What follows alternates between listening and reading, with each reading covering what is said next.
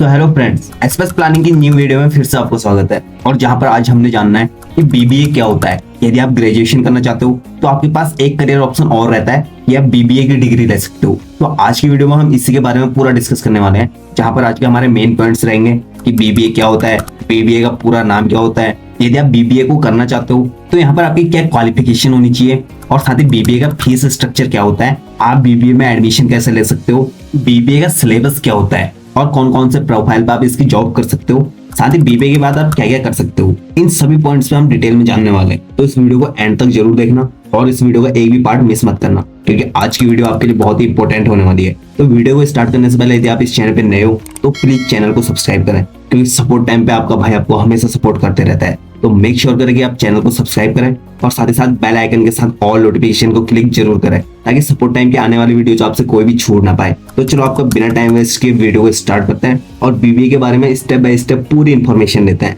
तो सबसे पहले हम यहाँ पर जान लेते हैं कि बीबीए का पूरा नाम क्या होता है। बीबीए ये वर्ड तो आपने सुना ही होता है, लेकिन ज्यादातर लोगों का इसका पूरा नाम पता नहीं होता है। तो बीबीए का जो फुल फॉर्म होता है वो होता है बैचलर ऑफ बिजनेस एडमिनिस्ट्रेशन, जिसे आप अपने 12th करने के बाद करते हो। जहाँ पर आप लोग कॉमन रिसोर्सेज को तो जानते ही हो कि बीए, बीकॉम, बीएससी कर सकते हो। इन करियर ऑप्शन के अलावा भी और भी डिग्रीज होती हैं, जैसे कि आज की वीडियो हम बात कर रहे हैं बीबीए की, ऐसे ही बीसीए की होती है और भी कई सारे फील्ड में आप जा सकते हो, बीटेक कर सकते हो और भी बहुत सारे ऑप्शंस हैं। तो आप जानते हैं अपने नेक्स्ट पॉइंट के बारे में, जहाँ पर हम जानते हैं कि बीबीए होता क्या है। तो बीबीए एक मैनेजमेंट का सोर्स है, मतलब जहाँ पर आप बिजनेस के मैनेजमेंट को समझते हो, इसकी पूरी इन्फॉर्मेशन आपको मिलती है। ये ग्रेजुएट लेवल की डिग्री है। बीबीए की जो ड्यूरेशन होती है वो 3 साल की होती है, मतलब 3 साल में आप बीबीए को कवर कर सकते हो। और ये सेमेस्टर वाइज होता है, मतलब साल में आपको 2 बार एग्जाम्स देने होंगे। 6 मंथ में 1 semester and after 6 month 1 semester होगा, और इस तरीके से आपको 3 साल में 6 सेमेस्टर देने होंगे, तब जाके आप बीबीए को क्लियर करते हो। और इसमें जान लेते हैं कि आपको पढ़ाया क्या क्या जाता है, मतलब वो कौन कौन से टॉपिक्स होते हैं जिनकी स्टडी आप बीबीए में करते हो। बीबीए में हम अकाउंटिंग पढ़ते हो, अप्लाइड स्टैटिस्टिक्स पढ़ते हो, बिजनेस कम्युनिकेशन के बारे में आप पढ़ते हो, मैनेजमेंट और मार्केटिंग के बारे में आप बहुत सी चीजें जानते हो। तो इन सब टॉपिक्स पे आपकी स्टडी होती है। अब बात कर लेते हैं अपने नेक्स्ट पॉइंट की, जहाँ पर हम जानेंगे कि इसमें क्वालिफिकेशन क्या होनी चाहिए, आपकी क्या एलिजिबिलिटी होनी चाहिए। तो यहाँ पर जो आपकी क्वालिफिकेशन होनी चाहिए, यदि आप बीबीए को करना चाहते हो तो आप सबसे पहले 12th पास होना बहुत जरूरी हो, जो कि आम में से जनरली लोग जानते भी होंगे। और यदि आप केवल 10th पास है तो आप बीबीए के लिए एलिजिबल नहीं है। और इसी के साथ जान लेते हैं कि 12th में आपके पास स्ट्रीम क्या होनी चाहिए, क्योंकि ज्यादातर स्टूडेंट को ये कंफ्यूजन रहता है कि हमारे पास एक स्पेसिफिक स्ट्रीम होनी चाहिए, तभी जाके हम अपने ग्रेजुएशन कर सकते हैं। ये सही है कि कहीं कहीं पे आपकी स्पेसिफिक स्ट्रीम मैटर करती है, लेकिन जो बीबीए में वो ऐसा बिल्कुल नहीं है। यहाँ पर आपने अपना 12th किसी भी स्ट्रीम से पास किया हो, चाहे आप आर्ट्स बैकग्राउंड से हो, कॉमर्स बैकग्राउंड से हो या फिर साइंस बैकग्राउंड से, तो यहाँ पर हर एक बंदा एलिजिबल है। यहाँ पर कोई ऐसी स्पेसिफिक स्ट्रीम मैटर नहीं करती है। यहाँ पर बस केवल आपने 12th पास किया होना जरूरी है और देन आप बीबीए में एडमिशन ले सकते हो। और यदि हम यहाँ पर एज लिमिट की बात कर लें तो यहाँ पर आपकी एज लिमिट का कोई एग्जैक्ट क्राइटेरिया नहीं होता है। यदि आपने 12th पास किया है तो आप इसके लिए एलिजिबल हो, और उस टाइम पे आपकी मिनिमम एज 17 ईयर होती ही है, और उससे ज्यादा आपकी एज कितनी भी हो सकती है। और भी आपके पास कोई भी डाउट्स रहते हैं तो कमेंट में जरूर पूछना। और इसी के साथ अपने नेक्स्ट पॉइंट की बात करते हैं, जहां पर जानते हैं कि बीबीए में एडमिशन आपको कैसे मिल सकता है, उसका क्या क्या प्रोसेस रहता है, उसके बारे में हम थोड़ा सा डिस्कस करते हैं। उससे पहले आपको एक चीज और बता दूं, यहाँ पर आपके 12th में 50% मार्क्स होने बहुत जरूरी है, तभी आपको बीबीए के लिए कॉलेजेस में एडमिशन दिया जाता है। और कहीं कहीं पे जो प्राइवेट कॉलेजेस होते हैं या फिर कोई और कॉलेजेस होते हैं वो इससे कम मार्क्स में भी आपको एडमिशन दे देते हैं, लेकिन जो हायर कॉलेजेस हैं उसमें आपकी 12th में मिनिमम परसेंटेज 50% होनी चाहिए, देन आप एडमिशन के लिए एलिजिबल होते हो। तो इसी के साथ आप नेक्स्ट पॉइंट की बात करते हैं कि आप इसमें एडमिशन कैसे ले सकते हो। तो इसमें जो एडमिशन का प्रोसेस होता है उसमें आप 2 टाइप से एडमिशन ले सकते हो, मतलब एक तो आप गवर्नमेंट कॉलेजेस में ले सकते हो, दूसरा प्राइवेट कॉलेजेस में इसका एडमिशन ले सकते हो। तो यहाँ पर बात कर लेते हैं कि इसमें कोई एंट्रेंस एग्जाम भी देना पड़ेगा आपको। यदि आप बीबीए में एडमिशन लेना चाहते हो तो उसके लिए कोई ऐसा एग्जाम देना होता है। तो देखिए, यदि आप किसी प्राइवेट कॉलेज में एडमिशन लेना चाहते हो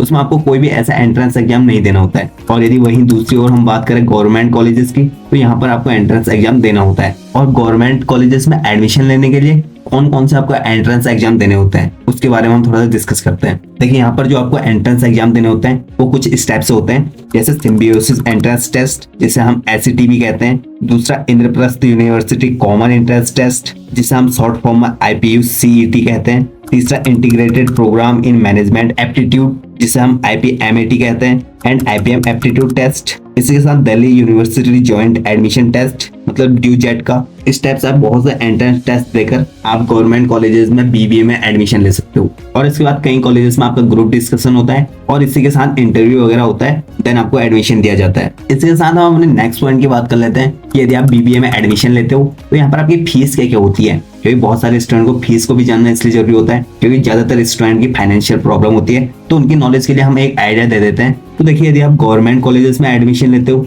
यहाँ पर अलग अलग कॉलेजेस में अलग अलग फीस हो सकती है, लेकिन यदि हम एक एस्टिमेट लेके चलें तो यहाँ पर जो गवर्नमेंट कॉलेजेस की फीस होती है वो 30,000 से 60,000 सालाना हो सकती है। मतलब ईयरली बेस पे आपकी 30,000 से 60,000 ईयरली हो सकती है। और वहीं जो प्राइवेट कॉलेज में हम बात करें तो यहाँ पर आपकी सालाना फीस 1 लाख से 3 लाख तक हो सकती है। मतलब आपकी फीस 1 लाख से 3 लाख के बीच में हो सकती है। अब ये डिपेंड करेगी आप कौन से कॉलेजेस को चूज कर रहे हो और कहाँ पर आपने एडमिशन लिया है, क्योंकि अलग अलग कॉलेजेस की अलग अलग फीस हो सकती है। और इंडिया में बहुत सारे कॉलेजेस हैं जहाँ पर आप अपना एडमिशन ले सकते हो, चाहे आप गवर्नमेंट कॉलेजेस के लिए जाओ या फिर प्राइवेट कॉलेजेस के लिए। तो BBA में एडमिशन लेने के लिए आप जिस भी कॉलेज को चूज कर रहे हो तो उसका फीस स्ट्रक्चर भी आप पहले ही पता कर लें ताकि आपको कोई भी ऐसी प्रॉब्लम्स ना आए। और अपनी फाइनेंशियल सिचुएशन को देखते हुए आप अपने अकॉर्डिंग किसी भी कॉलेज को चूज करें। और जिसकी फाइनेंशियल सिचुएशन थोड़ी सी लो है तो मेक श्योर करें कि किसी भी गवर्नमेंट कॉलेज को चूज करें। और उसके लिए आपको पता ही है कि आपको एंट्रेंस एग्जाम भी देना होगा और साथ में आपका इंटरव्यू वगैरह भी होगा। यदि आप हार्ड वर्क करते हो तो आप इजीली किसी भी चीज को क्रैक कर सकते हो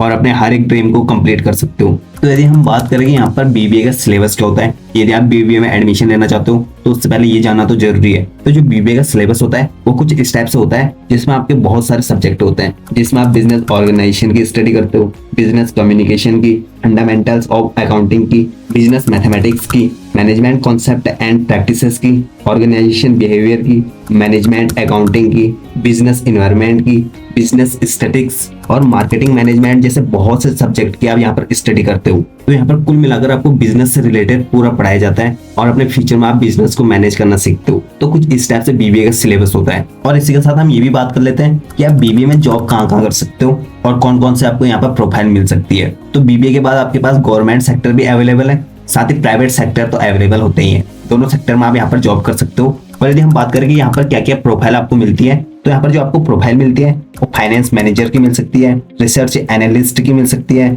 मार्केटिंग मैनेजर की मिल सकती है, फाइनेंशियल एनालिस्ट की मिल सकती है, बैंक जॉब्स मिल सकती है, HR मैनेजर बन सकते हो आप, बिजनेस कंसल्टेंट जैसी बहुत सारे प्रोफाइल्स होती हैं जहाँ पर आप जॉब कर सकते हो। तो यहाँ पर अपने नेक्स्ट पॉइंट की बात कर लेते हैं कि आपको BBA करने के बाद सैलरी क्या मिलेगी। तो यहाँ पर जो आपको सैलरी मिलती है वो स्टार्टिंग सैलरी आपको 15 से 20,000 आपकी स्टार्टिंग सैलरी होगी यदि आप बिल्कुल ही फ्रेशर हो। यदि आपको कुछ सालों का एक्सपीरियंस है, 2 से 3 साल का आपको एक्सपीरियंस है, तब आपकी सैलरी यहाँ पर 30,000 से 40,000 तक जा सकती है। और जैसे जैसे आपका एक्सपीरियंस बढ़ेगा तो आपकी सैलरी भी ग्रोथ करेगी। और यदि हम बात करेंगे आप BBA के बाद क्या कर सकते हो, तो BBA के बाद आप जॉब कर सकते हो, साथ ही यदि अपने स्टडी को कंटिन्यू करना चाहते हो तो MBA कर सकते हो। तो ये आपके ऊपर चॉइस है कि आप क्या करना चाहते हो। तो कुछ आज की वीडियो में हमने ये जाना कि यदि आप BBA करना चाहते हो तो उसमें क्या क्या प्रोसेस रहता है और उसके बारे में हमने आपको इन्फॉर्मेशन देने की कोशिश करी। यदि वीडियो अच्छी लगी हो तो दूसरों के साथ भी शेयर जरूर करें। साथ ही यदि इस चैनल पे नए हो तो प्लीज चैनल को सब्सक्राइब जरूर करें, क्योंकि सपोर्ट टाइम पे आपका भाई आपको हमेशा सपोर्ट करते रहता है। और हमारी वीडियो को देखने के लिए आपका बहुत बहुत धन्यवाद।